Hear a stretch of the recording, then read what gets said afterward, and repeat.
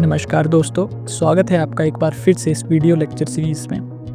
आज का जो हमारा डिस्कशन का टॉपिक रहेगा वो है Himachal Pradesh public service commission द्वारा रिलीज़ की गई एक नोटिफिकेशन जिसमें एग्रीकल्चर डेवलपमेंट ऑफिसर की रिक्रूटमेंट के बारे में बताया गया है, जो लगभग 6 वर्षों बाद जो है निकाली गई है।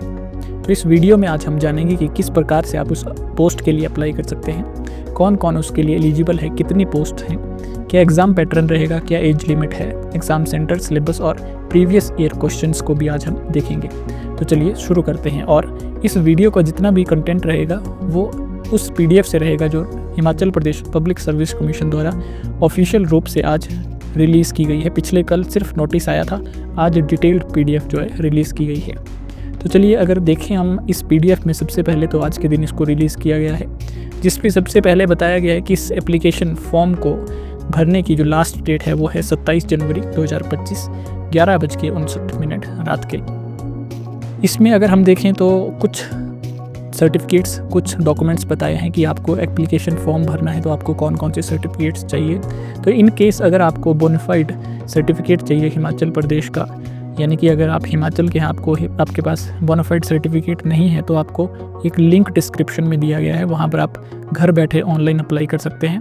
उसकी मिनिमल चार्जेस हैं, आई थिंक 20 रुपीज़ होंगे, और फिर जो है आपको बाय PDF ही आपको घर में जो है वो बोनाफाइड सर्टिफिकेट्स कुछ दिन में मिल जाएगा, तो आपको कहीं जाने की ज़रूरत नहीं है। पोस्ट डिटेल की अगर हम बात करें तो इस पोस्ट को निकाला गया है डिपार्टमेंट ऑफ एग्रीकल्चर द्वारा। टोटल 65 पोस्ट हैं और 22 अनरिजर्व कैटेगरी के लिए हैं, बाकी पोस्ट जो है रिजर्व कैटेगरी के लिए हैं। पे बैंड लेवल आप देख सकते हैं 16 है, 48,700 से लेके 1,54,300 तक। एसेंशियल क्वालिफिकेशंस, यानी कि कौन इस एग्ज़ाम के लिए, कौन इस पोस्ट के लिए एलिजिबल है, कौन इस पेपर को भर सकता है। तो सिर्फ वही बच्चे जिन्होंने MSc एग्रीकल्चर में की है, सिर्फ वही बच्चे किसी भी यूनिवर्सिटी से उन्होंने MSc या किसी भी कॉलेज से उन्होंने MSc एग्रीकल्चर में की हो, सिर्फ वही बच्चे जो है इसके लिए एलिजिबल हैं। बाकी कोई भी कैंडिडेट, बाकी किसी भी कोर्स का, किसी भी सब्जेक्ट का इसके लिए एलिजिबल नहीं है। तो यही सिर्फ एकमात्र यहाँ पर एक कंडीशन है कि आपके पास MSc एग्रीकल्चर में होनी चाहिए। नेक्स्ट अगर हम एज की बात करें तो यहाँ पर जो अपर लिमिट है वो है 45 ईयर्स एज ऑफ 1 जनवरी 2024। तो यानी कि जो अगर आप 45 वर्ष से कम हैं, आपके पास MSc इन एग्रीकल्चर है, तो आप इस पोस्ट को जो है भर सकते हैं। अप्लाई कैसे करना है? तो अप्लाई जो है ऑनलाइन ही अप्लाई होगा, बाकी किसी भी मीडियम से अप्लाई नहीं होगा। और अगर आपने अप्लाई करना है तो ये जो कमीशन की वेबसाइट है, जिसका लिंक आपको डिस्क्रिप्शन में मिल जाएगा, वहाँ से आप जो है अप्लाई कर सकते हैं। जैसे ही आप उस लिंक के ऊपर क्लिक करेंगे तो आपको कुछ इस प्रकार से वेबसाइट ओपन हो जाएगी, hppsc.hp.gov.in। उसके बाद आपने यहाँ पर ऑनलाइन अप्लाई क्लिक करना है। उसके बाद 1 time registration OTR for examination के ऊपर क्लिक करना है। उसके बाद आपको कुछ इस प्रकार का पेज ओपन हो जाएगा जहाँ पर लॉगिन और न्यू रजिस्ट्रेशन होगा। अगर आपने पहले से लॉगिन या पहले से अपना अकाउंट बना रखा है तो आप यहाँ पर डिटेल्स फिल करेंगे और फिर लॉगिन करेंगे। अदरवाइज़ आपने न्यू रजिस्ट्रेशन के ऊपर क्लिक करना है। उसके बाद कुछ इस प्रकार से पेज ओपन हो जाएगा। यहाँ पे आपने सारी डिटेल्स, अपने सारे डॉक्यूमेंट्स, अपनी क्वालिफिकेशन वगैरह, हिमाचल बोनाफाइड वगैरह सब कुछ भरना है। और उसके बाद जो है आप फिर से लॉगिन करके जो है आप कुछ इस प्रकार से आपका जो पेज है वो ओपन हो जाएगा, जहाँ पर आपको कुछ इस प्रकार से नोटिफिकेशंस दिखेंगी और यहाँ पर आपको अप्लाई का बटन दिखेगा। तो आपने अप्लाई करना है। जो भी आपको पोस्ट वहाँ पर दिख रही होगी, यहाँ पर जो है कुछ और नाम लिखा है, लेकिन आपके वहाँ पर जो है department of agriculture development officer कुछ इस प्रकार से लिखा आएगा। और यहाँ पर आपने अप्लाई पर क्लिक करके अपने प्रोसेस को, अपने एप्लीकेशन फॉर्म को जो है फिल करना है। एग्ज़ाम सेंटर की बात करें तो यहाँ पर सिर्फ और सिर्फ जो एग्ज़ाम सेंटर है वो रहेगा आपका शिमला। एग्ज़ाम फ़ीस की अगर बात करें तो जितने भी मेल कैंडिडेट्स हैं from general category, general physically disabled people, साथ ही साथ जो अदर स्टेट्स के पीपल हैं, चाहे वो किसी भी कैटेगरी के हों, उनके लिए जो फ़ीस है वो है 600 रुपीज़। बाकी जो SC हैं, ST, OBCs, EWS, उनके लिए 150 रुपीज़। एक्स सर्विस मैन के लिए और जितने भी हिमाचल की फ़ीमेल कैंडिडेट्स हैं उनके लिए कोई भी फ़ीस नहीं है, चाहे वो किसी भी कैटेगरी से बिलोंग करती हों। मोड ऑफ पेमेंट की बात करें तो ये भी सारा का सारा जो है ऑनलाइन रहेगा, चाहे आप UPI के थ्रू करें, क्रेडिट कार्ड के थ्रू, डेबिट कार्ड के थ्रू या किसी भी वॉलेट के थ्रू करें। आपको कहीं पे भी जाने की ज़रूरत नहीं है, ना ही बैंक, ना आपको डिमांड ड्राफ्ट, ना ही कोई चीज़ आपको करनी है। जस्ट आप अपने फ़ोन से, लैपटॉप से, कंप्यूटर से जो है इसको फिल कर सकते हैं। अगर हम सिलेक्शन प्रोसेस की यानी कि पूरा पैटर्न क्या रहेगा एग्ज़ाम का उसका देखें तो 2 स्टेजेस रहेंगी। एक स्टेज में आपका एग्ज़ाम होगा और दूसरी स्टेज में आपका जो है इंटरव्यू यानी कि पर्सनैलिटी टेस्ट होगा। ये जो आपका स्टेज 1 रहेगा जिसमें आपका स्क्रीनिंग टेस्ट होगा यानी कि जितने भी आपके जो है एग्ज़ाम होंगे, अगर उसको हम देखें तो ये जो एग्रीकल्चर डेवलपमेंट ऑफिसर है आपके क्या होंगे, 2 एग्ज़ाम होंगे, पेपर 1 एंड पेपर 2। पेपर 1 जो है आपका ऑब्जेक्टिव रहेगा यानी कि MCQ फॉर्म में ABCDE फॉर्म में, और जो पेपर 2 है वो आपका डिस्क्रिप्टिव यानी कि आपको लिखना होगा जैसे आपने अपने BSc MSc या स्कूल टाइम में हम पेपर लिखते थे उस प्रकार से जो है आपको पेपर 2 अटेम्प्ट करना होगा। ये दोनों पेपर जो है एक ही दिन होंगे, सुबह आपका जो है पेपर 1 होगा, शाम को आपका जो है पेपर 2 होगा। पेपर 1 की जो ड्यूरेशन है वो 1 आवर रहेगी, पेपर 2 की जो है 3 आवर रहेगी। Paper 1 100 marks, 120 marks, 50 question. और यहाँ पर जो है कितने क्वेश्चन होंगे, क्या सिलेबस रहेगा, वो अभी तक कमीशन की वेबसाइट पर नहीं है। तो कुछ दिनों में इस PDF में भी लिख रखा है कि वो सिलेबस जो है कुछ दिनों में वेबसाइट के ऊपर जो है अपलोड कर देंगे। पेपर 1 में देखें तो नेगेटिव मार्किंग होगी 0.25 या फिर 1/4, 2 नंबर का क्वेश्चन होगा, उसका 1/4 निकालें तो बनता है 0.50, यानी कि आप क्वेश्चन गलत करते हो तो आपकी 0.50 माइनस होंगे।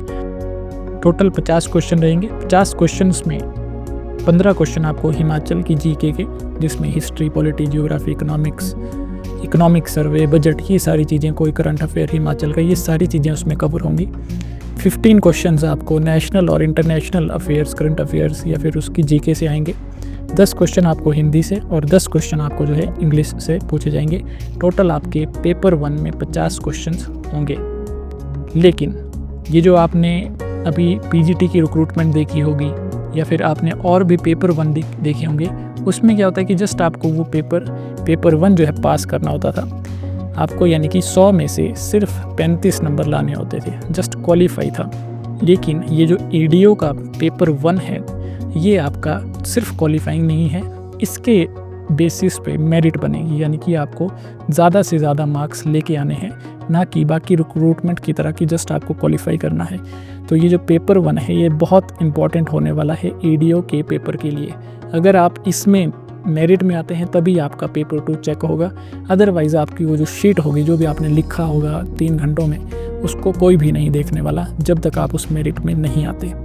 तो एक बात तो पेपर 1 के लिए और इस रिक्रूटमेंट के लिए बहुत इंपॉर्टेंट है कि आपको पेपर 1 में टॉप करना है, अच्छे से अच्छे मार्क्स लेके आने हैं। दूसरी जो इम्पॉर्टेंट चीज़ है कि ये जो MCQs आपसे पूछे जाएंगे, इसमें आपने जनरली देखा होगा कि 4 ऑप्शंस होती हैं, लेकिन कुछ टाइम से हिमाचल में जितने भी पेपर कंडक्ट करवाए जा रहे हैं उनमें 5 ऑप्शंस होती हैं। तो अगर मान लो कोई आप क्वेश्चन 1 अटैम्प्ट कर रहे हो, उसका आंसर आपको A लग रहा है, तो आपने A को जो है हाईलाइट कर दिया, उसको जो है आपने डार्क कर दिया सर्कल को।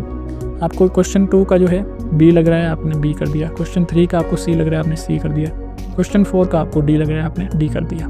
क्वेश्चन 5 या फिर इनमें से भी कोई भी क्वेश्चन मान लो कि आपको नहीं आता है, आपने अटैम्प्ट नहीं करना है क्योंकि नेगेटिव मार्किंग है, अगर आप क्वेश्चन अटैम्प्ट करते हो वो गलत हो जाता है तो आपके 0.50 मार्क्स माइनस हो जाएंगे। तो आप क्या करते हो, उस क्वेश्चन को छोड़ देते हो।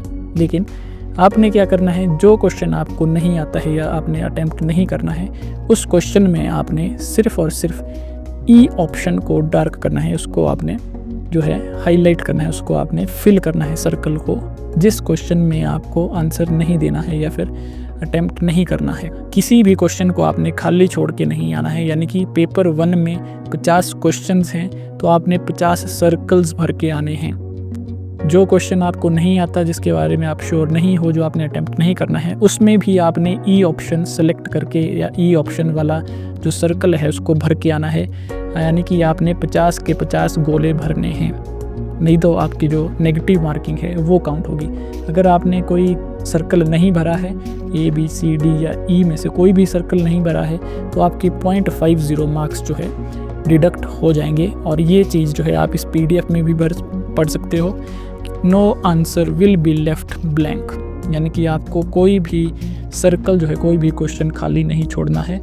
जहाँ पर आपको जो है does not want to answer, वहाँ पर आपको क्या करना है, ऑप्शन E को सेलेक्ट करना है। तो ये बात भी आपने ध्यान रखनी है पेपर 1 में, एक मेरिट और दूसरा जो है आपको E ऑप्शन जो है सेलेक्ट करनी है या उसको आपने डार्क करना है।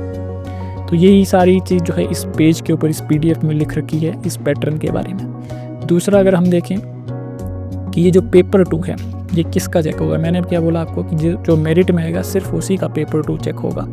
तो ये जो मेरिट है ये डिसाइड होगी जितनी पोस्ट हैं उसका 20 टाइम्स। फॉर एग्जांपल हमने देखा कि टोटल 65 सीट्स हैं, उसमें से 22 सीट्स किसके लिए हैं, जनरल कैटेगरी के लिए।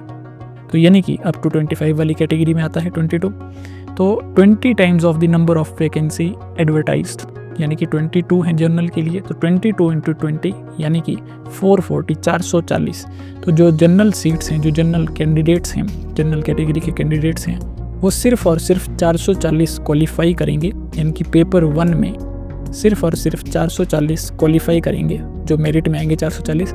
उन्हीं 440 की जो पेपर 2 की शीट है वही चेक होगी, बाकियों की नहीं होगी।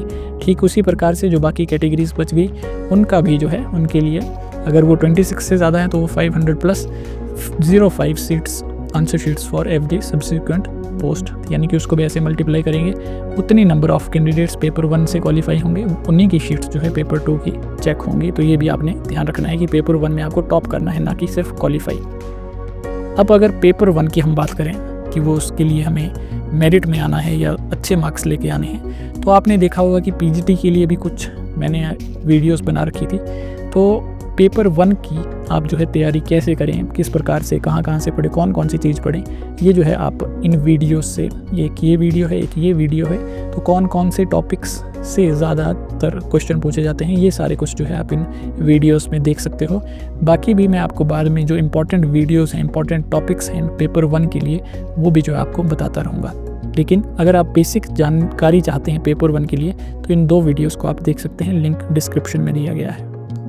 नेक्स्ट अगर इस PDF में देखें हम तो स्टेज 1, स्टेज 2 की अगर अब हम बात करें, स्टेज 1 में तो आपके ये दोनों पेपर हो गए। स्टेज 2 में जो आपका पर्सनैलिटी टेस्ट है वो टोटल 30 मार्क्स का होगा, और ये जो है सिर्फ शिमला में ही होगा, जो कमीशन का ऑफिस है वहाँ पर। जितने पोस्ट हैं उसके 3 टाइम्स कैंडिडेट्स एलिजिबल होंगे पर्सनैलिटी इंटरव्यू के लिए, और जब फिर फाइनल रिजल्ट आएगा तो उसमें सिर्फ और सिर्फ आपके पेपर 2 के और जो आपके पर्सनैलिटी टेस्ट के मार्क्स हैं वही काउंट होंगे, वहीं से आपकी जो है सिलेक्शन होगी, वहीं से जो फाइनल रैंकिंग या फाइनल सिलेक्शन की जो लिस्ट बनेगी ये सिर्फ और सिर्फ पेपर 2 और पर्सनैलिटी टेस्ट के मार्क्स से ही बनेगी।